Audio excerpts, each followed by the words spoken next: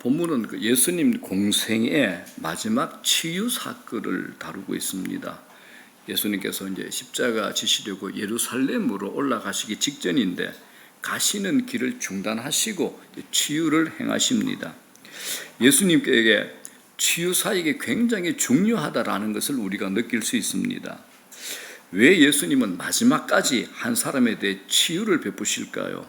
이것이 주님께서 이 땅에 오신 목적 중에 하나이기 때문에 그러합니다. 예수님께서 하나님 나라를 선포하셨습니다. 그리고 그 하나님 나라가 시작되었음을 알리는 구체적인 사건이 바로 치유 사건입니다. 병든 자들이 치유함을 입고 귀신 들린 자들이 쫓겨나가는 역사가 일어나게 됩니다. 우리는 질병과 장애를 가진 것을 자연스럽게 받아들이지만 본래 하나님은 세상을 이렇게 만들진 않으셨습니다. 에덴 동산에서 인간은 정말 아름답고 부족함이 없는 정상적인 모습입니다. 오늘날 세상은 죄로 인해서 심각하게 망가져 있습니다. 모두가 육체적, 정신적으로 시달리고 있습니다. 의학의 발달 속도가 대단하지만 여전히 난치, 불치병도 많습니다. 병이 나면 어떻게 될까요? 행복지수가 떨어지고 일상이 참 불편합니다. 누군가의 도움을 받지 않으면 살 수 없는 존재가 됩니다. 가족 가운데 한 명만 아파도 가족 전체가 고통을 받죠. 특히 이 육체적인 질병은 정신적인 질병과도 연결되어 있습니다. 몸이 약해지면 마음도 약해지고 마음이 약해지면 몸도 약해집니다. 아프면 이제 다양한 감정들이 막 몰려옵니다. 두려움이 생기고 염려도 찾아오죠. 때로는 질병으로 인해서 죄책감에 빠지기도 합니다. 자기 연민에 빠지기도 하고 질병 때문에 자기를 정오하기도 합니다. 이제 나이 드신 분들이, 이제 신앙이 약하신 분들이 이런 걸 제가 자주 봅니다. 나이 들어 병이 들다 보니까 그 병이 자기 젊었을 때 죄값이라고 이제 결론 내리고 치유에 대한 소망 없는 힘든 시간을 견뎌나가는 분들은 이제 자주 보게 됩니다. 여러분 잊지 마십시오. 예수 믿으면 죄값을 치를 어떤 대가도 남아있지 않습니다. 예수님 보혈로 다 씻어주시고 예수님께서 대신 다 해주신 겁니다. 성경은 분명히 말씀하고 있기 때문에 절대 내 옛날의 죄값이다 이런 건 없습니다. 자유하셔야 됩니다. 우리 인생 짧습니다. 오늘도 뭐 몇 분이 식당에서 벌써 11월 중순이네요. 그렇죠? 좌우로 아래로 한번 흔들면 이제 1년이 지나가는 겁니다. 그렇죠? 그런데 노후에 우리가 질병과 싸우면서 죽어갑니다. 지금 병에 걸리지 않아도 병에 걸리지 않을까 하는 불안감 속에 살아가고 있죠. 거기다가 이제 정신적 질병은 얼마나 무섭습니까? 현대인들은 몸보다 마음이 굉장히 약합니다. 여러분 지나가면서 사람들 보시죠. 평안한 얼굴을 하고 지나가는 분들을 보기가 참 드문 것 같습니다. 다들 시급하고 다들 급하고 얼굴이 다들 긴장이 되어 있는 것 같습니다. 사람에 대한 정오심 있죠. 내 안에 조절되지 않는 분노 있죠. 막 짜증은 왜 그렇게 자주 내는지. 그리고 또 그걸 해결하기 위해서 내 안에 중독이 생겨버렸죠. 애정 결핍도 있죠. 뭐 다 비정상적인 삶의 모습을 가지고 있습니다. 성경을 보게 되면 귀신 들린 자들이 자주 등장하죠. 그런데 그 시대만 있었던 게 아니고 오늘날 귀신 들린 분들이 훨씬 많습니다. 여러분 못 만나셨나요? 뭐 우리들이 그런 사람 만나고 있잖아요. 뭐 저는 많이 만났잖아요. 우리 교회도 경험했잖아요. 얘기 듣고 있고 그런 사람들에게 복음을 전했을 때 예수 그리스도가 그 안에 주인으로 이제 그 자리에 머무게 되니까 그 안에 있는 귀신은 다 나가는 거죠. 이제 자유함을 얻는 겁니다. 우리가 봤지 않습니까? 그런데 어떻게 보면 정세만 차이가 있을 뿐 우리 모두가 환자인 것 같습니다. 어떤 사람은 돈에 미쳐 있고 어떤 사람은 술에 미쳐 있고 어떤 사람은 도박에 미쳐 있고 어떤 사람은 이성에 미쳐 있습니다. 그런 면에서 세상은 거대한 병동이죠. 병원입니다. 우리가 건강을 잃어버리면 질병이라는 것에 묶여 살게 됩니다. 자유 잃어버린 거죠. 돈은 많은데 병이 들어 죽도 겨우 먹는 신세 우리가 보고 있지 않습니까? 집은 참 좋은 집인데 병원 침대에서 지내다가 인생 끝내는 분들도 많습니다. 이제 병이 들면 이것처럼 삶 전체가 요동을 하는 겁니다. 그런데 예수님께서 세상에 오신 목적이 뭡니까? 구원입니다. 구원이 뭡니까? 치유와 회복입니다. 우리는 구원 그러면 다들 나는 예수 믿었으니까 이제 천당 간다, 천국의 백성 되었다. 아니요, 이건 1차적인 구원이고 2차적인 구원이 뭡니까? 우리 치유와 회복까지 다 포함이 되는 겁니다. 이사야서 53장 5절에 뭐라 그럽니까? 다 같이 시작. 그가 채찍에 맞음으로 우리는 나음을 입었도다. 지난주에 조용기 목사님이 해외에서, 남미에서 그 병자를 고치는 게 나왔어요. 그 집회 실황이 나왔어요. 그 사실이잖아요. 뭐 해외에서 영상 찍은 게 거짓말이겠습니까? 그 미개한 나라에서. 그러니까 큰 돔 같은 그 실내 그 체육관인데 수만 명이 모인 것 같아요. 그 조영기 목사 젊으실 때인데 이제 집회를 끝내고 조영기 목사님이 이제 사회자 통해서 나으신 분 나와라 그랬어요. 기가 막혔습니다. 한 분이 손을 들더니 나와가지고 내가 앞을 못 봤는데 눈이 떠여졌습니다. 내가 여기 올 때는 휠체어 타고 왔습니다. 내가 일어나 걷게 됐습니다. 그 앞에서 막 뛰는 거예요. 이런 일들이 굉장히 많았습니다. 그런데 여러분, 이거 사실입니다. 실질적으로 조영기 목사님께서 한국에서 능력이 있을 때 기도하게 되면 전화로 기도를 하셨는데 귀머거리가 나아가 이제 듣게 되는 이제 그런 일들, 하나님께서 교회의 부흥과 함께 주의 역사를 대한민국에 굉장히 많이 부어주신 겁니다.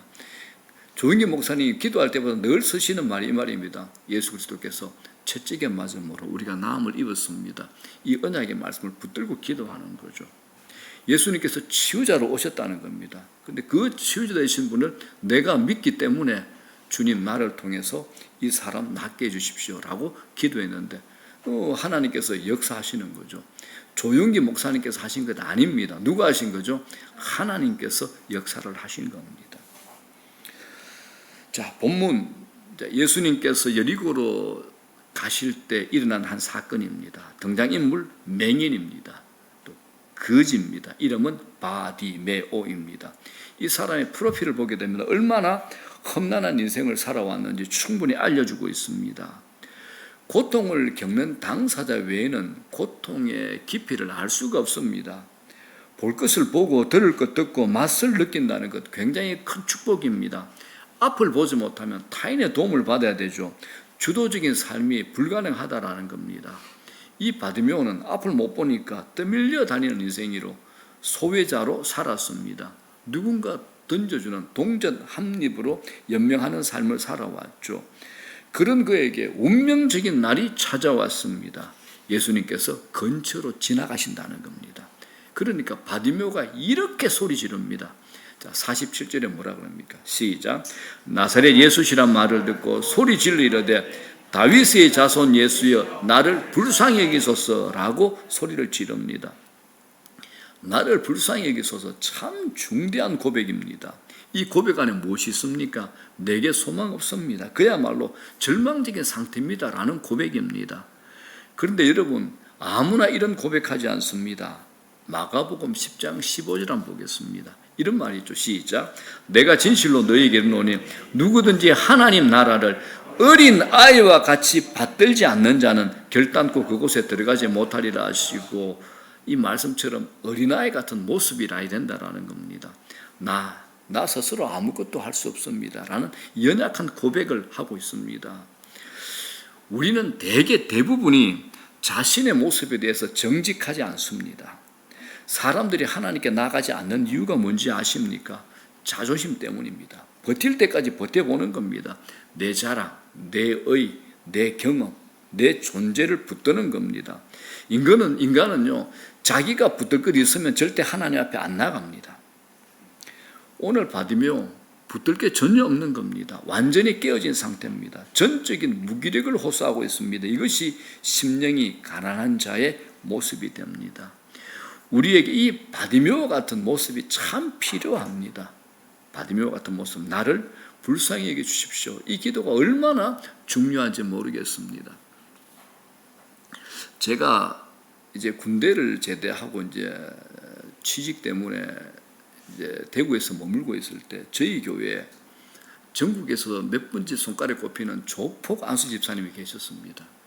어머님이 워낙 기도를 많이 하시는 분이라가 이분이 공부도 고등학교도 대구에서 최고의 고등학교를 나왔는데 주먹이 좋아가지고 이제 그랬던 분인데 대구 서문시장 아시죠? 거기에서 이제 주차장을 하시는 분이셨어요. 주차장. 그러니까 저한테 늘 그랬습니다. 손 선생 신학해봐라. 신학해봐라 그랬어요. 왜요? 그랬더니 저는 그때 이제 집에 가난하고 돈이 없었으니까 너 신학하면 내가 미국까지 보내줄게 그랬습니다. 그런데 그때 내가 왜 그랬는가 모르겠습니다. 집사님 아무리 봐도 저한테는 그런 은사가 없는 것 같습니다. 저는 노는 게 너무 좋습니다. 그러고 그랬는데 어쨌든 이제 그분이 계셨는데 그분이 40대 중반이었는데 그분과 같이 가면 하여튼 좀 끌려한 분들은 나이가 많던 전부 다 고개가 90도로 숙이고 인사하는 겁니다. 형님 오십니까? 이런 분인데 굉장히 예수 믿고 겸손하게 하셨죠. 이분이 기도가 늘 이 기도였습니다. 눈물로 기도하는 겁니다. 하나님, 나를 불쌍히 여겨주십시오. 나를 긍휼히 여겨주십시오. 예배 때 대표 기도할 때 이분 기도는 늘 이거로 시작해서 이거로 끝났습니다. 금요 기도회 때 통성 기도하면 이분은 늘 이 기도였습니다. 하나님, 나를 불쌍히 여겨주십시오. 나를 긍휼히 여겨주십시오. 늘 이거였습니다. 뭐 재정적으로 그리고 이제 회개하고 죄 문제가 다 해결되고 교도소에도 다 갔다 왔으니까 이제는 떵떵거리고 사는데도 늘 이 기도였습니다. 나를 불쌍히 여겨주십시오. 이 안에 가식도 껍데기도 없었습니다. 진정 온전하게 하나님 나를 긍휼히 여겨주십시오. 이 기도였습니다. 이건 제가 제 귀에 잠잠합니다. 자, 이 바디메오 붙들 게 없죠. 완전히 깨어진 상태예요. 전적 무기력입니다. 이게 심령이 가난한 자의 모습입니다. 우리도 이런 모습이 필요합니다. 하나님 앞에서까지 고개 뻣뻣하고 하나님 앞에서까지 어깨에 힘이 들어가 있고 뭐 건들건들하면서 기도하는데 하나님께서 그 기도 받으시겠습니까? 너가 알아서 해라 이러시겠죠. 하나님 앞에 이 바디메오의 모습이 우리에게 꼭 필요합니다. 그런데 이 바디메오가 예수님에게로 나가는 일은 쉽지만은 않았습니다. 방해 요소, 장애물이 있는 겁니다. 자, 48절 한번 읽어볼까요? 시작. 많은 사람이 꾸짖어 잠잠하라 하되 그가 더욱 고개 숙여 이르되 다윗의 자손이여 나를 불쌍히 여기소서 하는지 이렇게 말합니다. 이때는 6월절이 가까이 돼서 사람들이 많이 몰릴 때였습니다. 인산인해를 이루고 있는데 바디메오가 예수님께 가까이 가려고 하니까 사람들이 집단적으로 꾸짖는 겁니다. 이건 세상에서 일어나는 일반적인 모습이죠. 대개 사람들은 여러분 다른 사람들의 고통에 관심 없습니다. 우리 알잖아요. 뭐 서울만 해도 그렇습니다. 장애인 시설이 자신들이 사는 동네에 들어오면 집단적으로 주민들이 데모하잖아요. 이거 우리 종종 보지 않습니까? 세상은 다른 사람의 고통에 대해서 절대 자비롭게 대하지 않습니다. 반대자들이 일어나죠. 그럼에도 바디메오의 태도가 인상적입니다. 그는 조금도 물러서지 않습니다. 적극적입니다. 50절 뭐라 그럽니까? 맹인이 겉옷을 내버리고 뛰어 일어나 예수께 나아오거늘 겉옷을 벗어버리고 뛰어 일어나 방해가 있었지만 물러서지 않았다라는 겁니다. 아주 적극적입니다. 이런 모습에 대해서 예수님 이런 모습 참 좋아하십니다. 예수님이 친히 이렇게 말씀하셨죠. 마태복음 11장 12절 시작. 세례 요한의 때부터 지금까지 천국은 침노를 당하나니 침노하는 자는 빼앗느니라. 침노가 뭡니까? 쳐들어 들어가는 거잖아요. 세례 요한의 때부터 지금까지 하늘나라는 침략당하고 있다. 침략하는 사람들이 차지하게 될 거다라는 겁니다. 이게 무슨 말입니까? 하나님 앞에 나갈 때는 우리의 태도가 소극적이면 안 된다라는 겁니다. 여러분, 은혜 받는 데는 선수가 되셔야 됩니다. 하나님의 것은 절대 양보하거나 포기하시면 안 됩니다. 은혜 받는데 따라 하셔야 됩니다. 은혜 받는데 선수 됩시다. 시작. 은혜 받는데 선수 되셔야 됩니다. 소경 받으며 지금 물러설 수 없습니다. 간절한 겁니다. 마태복음 5장 6절에 이런 말씀이 있잖아요. 다 같이 시작. 의에 줄이고 목마른 자는 복이 있나니 그들이 배부를 것이며. 진짜 목이 마른 사람은 다릅니다. 여러분 미안한 표현을 좀 하겠습니다. 제가 이 아파트 동대표 회장을 했잖아요. 제가 가면 이렇게 얘기합니다. 아유 뭐 서울에 뭐 강서지구의 변방이잖아요. 그러면 이제 나이 드신 할머니들이 기겁을 합니다. 어떻게 우리 강서가 변방이냐고. 이 동네는 서울 강서의 압구정이랍니다. 와 주여 뭐 좋습니다. 이렇게 얘기를 하죠. 그런데 여러분 죄송합니다만은 비교를 해서 죄송합니다.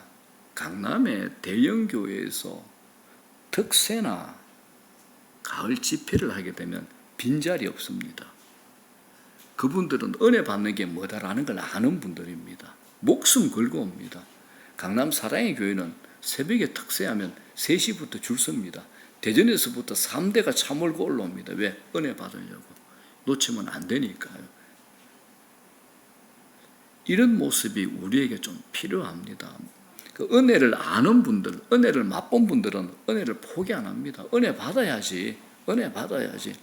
우리 월요일 날 저희들이 강신창 목사님이 오셨습니다. 우리 강요한 강도사, 우리 혜린자매 시아버지인데 그분이 교회가 등록교는 한 10,000명 정도 된다 하셨는데 그분이 부교육자도 많고 그러잖아요. 그럼에도 불구하고 새벽에 그래 힘든데도 내가 새벽 재단 지키는 이유 딱 하나, 기도하면 안 하면 안 되니까, 은혜 아니면 안 되니까, 본인이 아니까 교회가 그만큼 대형이 되고 부교육자도 있고 이제는 그냥 이렇게 흘러갈 수 있음에도 불구하고 아시는 겁니다. 은혜 없으면 안 된다는 거. 이게 우리가 꼭 본받아야 될 겁니다. 여러분, 은혜를 양보하시면 안 됩니다. 은혜 받으셔야 됩니다. 진짜 목마른 사람은 다르죠. 그냥 교회 한번 와본 거하고 진짜 예수 찾는 사람은 다르다는 겁니다. 오늘 바디메오 물러서지 않습니다. 적극적이고 열심입니다. 그런데 열심보다 더 중요한 게 있죠. 믿음을 가진 열심입니다. 이 믿음의 태도 결정하는 겁니다. 우리 열심으로만은 오래 못 갑니다. 열심히 했는데 나중에 그 열심이 어떻게 될지 아무도 모르잖아요. 열심의 근거가 중요합니다. 바디메오는 예수가 누구인지 알았습니다. 사람들이 나누는 얘기를 들었을 때 그 안에 믿음이 들어온 겁니다. 예수에 대한 소문을 들었고 소문에 대한 반응으로 믿음이 생긴 거죠. 그는 보는 것에 장애는 있었지만 그리스도에 대한 눈이 열린 겁니다. 눈을 뜰 때보다 감고 있을 때 더 많은 것을 볼 수 있다 믿으시는 분 아멘. 그러죠. 눈을 뜨고 있을 때보다 감고 있을 때 더 많은 것을 볼 수 있습니다. 그 자리가 어떤 자리입니까? 기도의 시간이죠. 눈으로 보지 말아야 할 것을 보는 경우가 우리가 얼마나 많습니까? 눈은 뜨지 못하지만 우리 영혼의 눈은 더 깊은 것을 볼 수 있습니다. 오늘 바디메오는 다윗의 자손 예수여라고 부르지 있습니다. 다윗의 자손이라는 말이 무엇입니까? 예언된 메시아라는 말입니다. 오랫동안 예언된 메시아가 지금 자기 앞에 있습니다. 그러니까 놓칠 수 없는 거죠. 반대하는 사람들의 목소리가 아무리 커도 들리지 않는 겁니다. 이게 정상입니다. 예수님이 있기 때문에 누구에게로부터 상처받지 않아야 해요. 그게 정상입니다. 우리는 예수님이 중요하지 않으니까 툭하면 상처받았대요. 아프대요. 그리고 교회 좀 쉬겠습니다. 목사님 누구 보래요? 여러분, 예수님이 제일 크셔야 됩니다. 하나님이 제일 커야 됩니다. 그래야지 우리가 제대로 신앙이 성숙하게 되고 단단해지는 겁니다. 커나가는 거죠. 믿음으로 나갈 때 정말 믿음 있는 사람은 방해물이 있어도 포기하지 않습니다. 그러나 자기 열심으로 나가 승부를 걸던 사람들은 나가 떨어지죠. 포기하는 이유, 믿음이 없기 때문에 그렇습니다. 그러므로 그냥 열심이 아니라 믿음을 가진 열심이 기적을 낳습니다. 믿음을 가진 열심입니다. 자, 49절 보십시오. 예수께서 머물러 서서 그를 부르라 하시니 그들이 그 맹인을 부르며 이르되 안심하고 일어나라. 그가 너를 부르신다 하며 마침내 예수님이 이를 부릅니다. 예수님은 그의 간절함 속에 있는 믿음을 보신 겁니다. 여러분, 믿음은 드러나게 되어 있습니다. 행동을 보면 믿음의 정도가 드러납니다. 기도할 때 하나님 다 아십니다. 우리의 감정, 그 말의 뉘앙스, 말의 톤에서 내 기도의 믿음이 다 드러납니다. 예수님은 한때 열심인지 믿음으로 나와서 기도하는 건지 다 아십니다. 사람들이 예수님의 말씀을 이제 바디메오에게 전해주죠. 안심하라, 안심하라. 예수님이 너 부른다. 이게 무슨 얘기입니까? 믿음은 반드시 보상을 가져다 준다라는 겁니다. 믿음으로 나아가는 자를 주님께서 외면하지 않으신다는 겁니다. 그리스도가 부르셨다는 것은 참 중요합니다. 이 바디메오는 그동안 단 한 번도 사람의 주목을 받아본 적이 없잖아요. 소외, 무관심, 냉대를 받은 인생입니다. 그런데 우리 주님이 그를 주목하신 겁니다. 예수님의 초청에 바디메오가 어떻게 반응합니까? 50절 시작. 맹인이 겉옷을 내버리고 뛰어 일어나 예수께 나오거늘 바디메오가 적극적으로 반응하는 겁니다. 그는 앞을 보지 못해 누군가의 인도로 예수님 앞으로 오게 됩니다. 거절, 무시, 방해를 하는 사람도 있지만 반드시 옆에 돕는 사람도 있다라는 겁니다. 중요한 것은 주님이 부르시면 길은 열립니다. 주님이 부르시면 길이 열린다라는 겁니다. 하나님의 아들이시요 창조주요 구원자이신 예수님이 이렇게 선포합니다. 52절 우리 믿음으로 다 같이 이 말씀 합독합니다. 시작. 예수께서 이르시되 가라 네 믿음이 너를 구원하였으니 하시니 그가 곧 보게 되어 예수의 길에서 따르니라. 아멘. 우리 예수님 믿음을 정확하게 보십니다. 가끔 믿음이 참 대단하게 보였다가 어느 날 보면 믿음이 없는 것처럼 보이는 사람도 들어 있습니다. 어떤 분은 믿음이 전혀 없는 분 같이 보였는데 믿음이 있는 분이 계십니다. 믿음은 우리가 알 수 없습니다. 그런데 예수님은 우리의 믿음을 정확하게 보십니다. 네 믿음이 너를 구원하였다. 이 말씀 성경에 자주 등장하는 말씀입니다. 복음서 보게 되면 예수님께서 만나는 사람, 아픈 자들, 또 필요한 자들 공급해주고 고쳐줄 때 반드시 점검하는 게 믿음입니다. 네 믿음이 너를 구원하였다. 네 믿음이 너를 낫게 하였다. 믿음입니다. 믿음. 믿음으로 구원을 얻습니다. 믿음으로 기적이 일어나는 겁니다. 믿음의 역사가 일어나는 현장은 복잡하지 않습니다. 심플합니다. 그냥 우리는 믿음으로 반응하면 됩니다. 내 안에 찾아온 믿음을 의심하지 말고 제발 분석하려고 하지 마십시오. 믿으면 간단합니다. 여러분, 설명과 과학적인 검증을 하는 것은 과학의 세계입니다. 그러나 신앙의 세계는 과학으로 증명되지 않습니다. 주님은 51절에 무엇을 하여 주기를 원하는지 이렇게 묻죠. 51절 시작. 예수께서 말씀하여 이르시되 네게 무엇을 하여 주기를 원하느냐. 맹인이 이르되 선생님이여 보기를 원하나이다. 자, 여러분, 이 질문 우리에게 적용해 봅시다. 이 질문을 예수님이 여러분들에게 한다면 여러분은 무엇이라고 말씀하시겠습니까? 어떤 것 구하시겠습니까? 예수님께서 네게 무엇을 하여 주기를 원하느냐? 어떤 대답하시겠습니까? 우리가 예수님 찾아온 목적이 다양하죠. 사업 문제, 신상의 문제, 가정의 문제, 자녀 문제, 결혼 문제, 다양한 문제를 가지고 주님에게로 찾아옵니다. 어떤 문제를 가지고 있든지 주님을 찾는 것은 좋은 일입니다. 그렇지만 네게 무엇을 하여 주기 원하느냐라는 질문에 바른 대답을 할 수 있는 사람이 많지 않습니다. 자, 이 바디메오 치유 사건 바로 앞에 말귀를 알아먹지 못하는, 그래서 엉뚱한 대답을 하는 예수님을 3년 동안 따라다녔던 제자들의 모습을 성경은 끼워놨습니다. 자, 예수님께서 예루살렘으로 올라가는 도상이 이 사건이 일어납니다. 그 십자가 사건이 앞에 있죠. 제자들은 이미 예수님으로부터 십자가 사건에 대한 얘기를 들었습니다.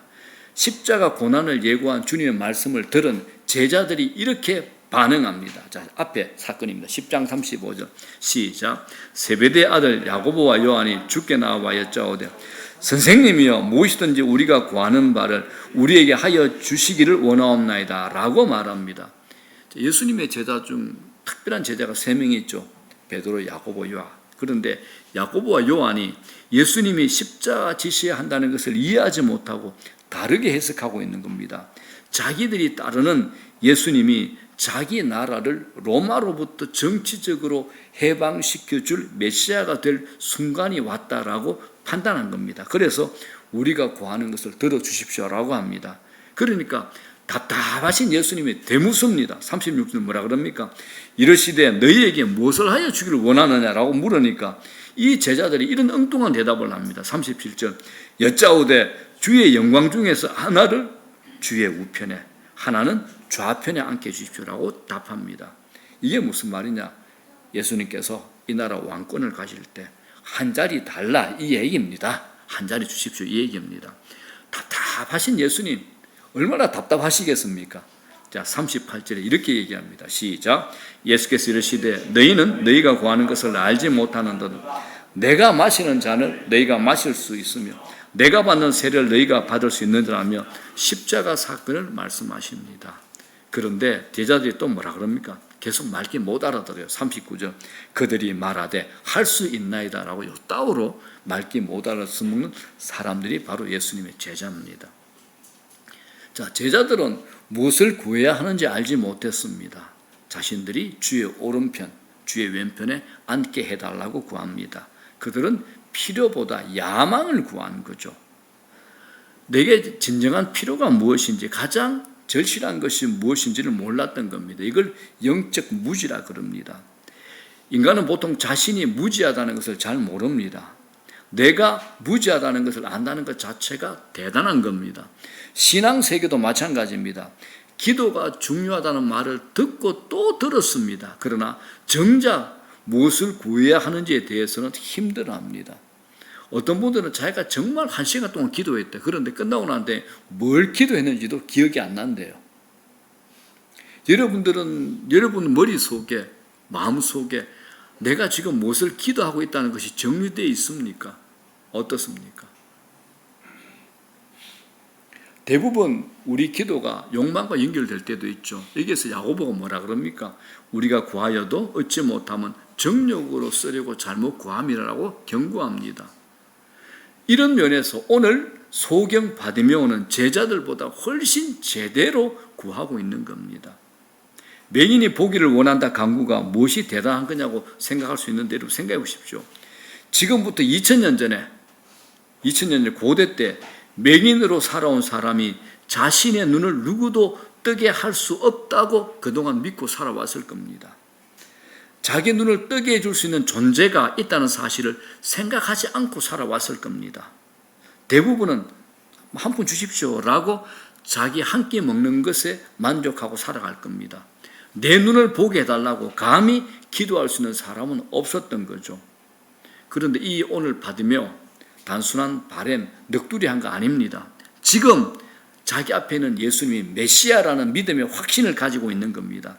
내 앞에 있는 분은 위대한 정도가 아니라 구원자라는 사실을 믿고 있었던 겁니다. 그분이 전능하신 하나님이라는 사실을 믿은 겁니다. 바디메오는 자신의 절망적인 상태보다 그리스도가 누구인가에 초점을 맞추고 있습니다. 사랑하는 여러분, 우리 삶이 힘들고 어려우면 내 문제에 자꾸 초점을 맞추게 됩니다. 내 문제. 거기에 모든 것이 사로잡혀 있을 수 있습니다. 그러나 그럴 때일수록 자꾸 여러분들 현장에서 나오셔야 돼요. 시선을 누구에게 맞추죠? 전능하신 하나님께 시선을 맞추시라는 겁니다. 다윗이 왜 위대하냐? 앞에 적군이 있어. 적군들이 칼을 들고 있고 화살을 겨누고 있어요. 그런데 다윗이 뭐라 그럽니까? 기도합니다. 예배를 드립니다. 하나님, 나 대신 싸워주십시오. 시편이 그런 얘기입니다. 다윗은 고난과 곤고와 문제 앞에서 언제나 내 문제의 승부처는 현장이 아니라 하나님 앞이다라는 것을 알고 기도의 자리 하나님 앞에 나갔던 겁니다. 이게 믿음입니다. 여러분들의 시선, 우리의 시선을 끝없이 현장에서 돌려서 주님께 맞추셔야 됩니다. 이게 믿음이라는 겁니다.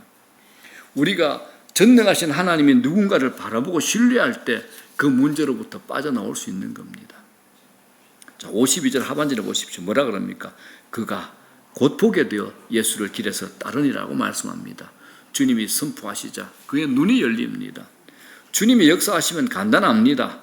맹인의 눈뜸은 단순한 기적이 아니죠. 상징성이 있습니다. 오늘 바디메오는 영적 시력까지 회복한 겁니다. 그리스도를 발견하고 그를 따르는 자가 된 겁니다. 그냥 눈이 떠지는 것도 놀라운 거죠. 그러나 눈이 열려도 아무 의미 없는 사람들도 있습니다. 우리가 눈으로 얼마나 많은 죄를 짓습니까? 눈은 죄를 짓는 관문이죠. 인류 최초의 아담과 하와가 범한 죄도 안목의 죄입니다. 죄는 눈으로부터 시작됩니다. 그런데 여러분, 믿음의 눈이 열려 그리스도를 바라보셔야 됩니다. 육체적 눈만 열리는 게 아니라 영적인 눈도 열리셔야 됩니다. 영적인 눈이 열렸다는 것은 영적 무지에서 벗어났다는 것을 의미합니다. 신앙을 가진다는 말은 눈이 열린다라는 말과 동일합니다. 영안이 열려야 영적 분별력이 생깁니다. 해야 될 것, 안 해야 될 것, 미루어야 될 것, 포기해야 될 것, 지금 붙잡아야 될 것, 이 영적 분별력이 생기는 겁니다. 이게 축복 중에 축복입니다. 왜 죄를 짓습니까? 답은 하나죠. 죄가 보이지 않기 때문에. 하나님이 보이지 않기 때문에 내 마음대로 사는 겁니다. 죄를 짓는 줄 모르고 죄를 짓습니다. 하나님이 안 보이면 내 마음대로 살고 내가 신이 됩니다. 눈이 열려야, 영안이 열려야 다르게 살 수 있습니다. 그런 의미에서 여러분, 치유는 육체의 병만 낫는 것이 아니고 영적인 치유까지 함께 동반되어야 되는 겁니다. 바디메오는 눈이 열리고 예수님 따랐습니다. 예수를 따르는 그 안에는 많은 의미가 담겨 있습니다. 모든 것으로부터 자유를 얻을 때 가능하죠. 자신을 묶고 있던 모든 족쇄가 다 풀려버린 겁니다. 여러분, 병 낫고 엉뚱한 길로 가는 사람 많습니다. 기적을 체험하고 오리발 내미는 사람 많습니다. 100주년 기념교회 원로 목사님 누구시죠? 맞습니다. 이재철 목사님. 이분이 젊었을 때 치유 은사가 굉장히 강했답니다. 그 목사님 전도사 때도 교회 찾아오는 분들 손만 대면 다 낫는 거야. 그런데 병을 고침을 받았는데 예수를 안 믿었다 합니다. 그때부터 목사님이 충격을 받고 은사 기도를 안 했답니다. 그때부터는 치유 기도를 안 했답니다. 우리 육체의 질병 낫는 거 아무 의미 없다라고. 그러고부터는 그다음부터는 치유 기도를 다 거절했답니다. 그렇습니다, 여러분들. 기적 체험하고 오리발 내미는 사람은 한둘 아닙니다. 복음서에 보게 되면 예수님께 치유받은 나병 환자 10명 중에 한 사람만 돌아와서 감사하죠. 믿음으로 반응하잖아요. 이 우리 세상입니다. 오늘 바디메오가 그런 사람입니다. 자신을 구원으로 이끈 분을 따른다는 것은 당연하죠. 영적인 눈이 열리기 때문에 가능합니다. 우리 인생 가운데 이런 온전한 치유가 일어나기를 주의 이름으로 축원합니다. 주님이 주시는 치유는 자유를 제공하고 평온으로 인도합니다. 종합적인 축복이 일어나는 겁니다. 세상에 일어나는 치유 보십시오. 대부분 부분적입니다. 어떤 한 부분이 회복된 것인지 삶 전체가 회복된 것은 아닙니다. 다른 부분은 여전히 병적인 상태에 놓여 있다라는 겁니다. 세상에 온전한 치유 없습니다. 몸은 치유됐는데 마음이 병든 사람, 마음의 병은 나았는데 몸은 그대로 있는 사람입니다. 전인적 치유, 전인적 건강을 가진 사람이 많지 않습니다. 균형이 깨진 사람들이 참 많습니다. 온전한 회복은 오직 우리 구주 예수 그리스도만 할 수 있습니다. 예수님만이 온전한 치유자이십니다. 그분이 가장 위대한 의사입니다. 여러분, 우리에게도 온전한 치유가 일어나야 됩니다. 온전한 치유. 우리 자신을 하나님 앞에 정직하게 내어놓을 때 온전한 치유가 일어납니다. 영적으로 우리가 다시 살기 위해서는 하나님과의 관계가 회복돼야 되죠. 육체적 회복 몇 년째 살 수 있을 겁니다. 그러나 진짜 회복은 그리스도만이 주실 수 있는 겁니다. 영적인 부요를 누리는 것, 그리스도 안에서만 가능합니다. 그리스도가 주시는 생명은 질적으로 다른 겁니다. 자, 이제 말씀 정리합니다. 사랑하는 여러분, 우리가 사는 지금 이 세상 많이 깨져 있습니다. 고통하는 영혼들 너무 많습니다. 우리는 이미 시작되지만 아직 완성되지 않은 하나님 나라 사이에 있습니다. 그렇기 때문에 우리가 고통에서 피해갈 수 없습니다. 그런데 이 고통이 깊어질수록 다가올 하나님 나라를 더 기대하고 갈망하며 살아가는 우리가 되어야 될 줄로 믿습니다. 여러분들은 진정한 치유를 원하고 계십니까? 그렇다면 여러분들의 상처와 아픔을 주님께 내어놓으셔야 됩니다. 우리는 연약한 존재들입니다. 심리적인 압박이 있죠. 스트레스 있죠. 그리고 우리 삶을 파괴하려는 마귀의 공격도 있습니다. 세상은 구조적으로 악하고 결함이 많습니다. 계속해서 우리에게는 치유가 필요합니다. 한 번 아닙니다. 계속적인 치유가 필요합니다. 항상 어린아이와 같은 마음으로 주님께 나아가셔야 되는 겁니다. 하나님, 내 성격 안 고쳐집니다. 하나님, 내 안에 나쁜 습관 안 고쳐지는 것 같아요. 반복되는 내 삶의 태도가 내 삶을 무너뜨리고 있습니다. 주여 나를 불쌍히 여겨 주시옵소서라고 자신의 연약함을 주님 앞에 고백하시기 바랍니다. 주님은 우리가 치유와 회복을 경험하기를 원하십니다. 주님은 우리의 깊은 곳을 만져주시길 원하는 겁니다. 예수 그리스도가 우리의 치유자 되십니다. 매 순간 매일매일 그분께 나아가시길 바랍니다. 날마다 치유와 회복을 경험하는 은혜가 있기를 주의 이름으로 축원합니다. 주님은 상처 입은 치유자였습니다. 오늘 우리도 상처와 아픔으로 먼저 치유를 경험하고 다른 사람의 치유를 돕는 삶까지 살아내시기를 주의 이름으로 축원합니다.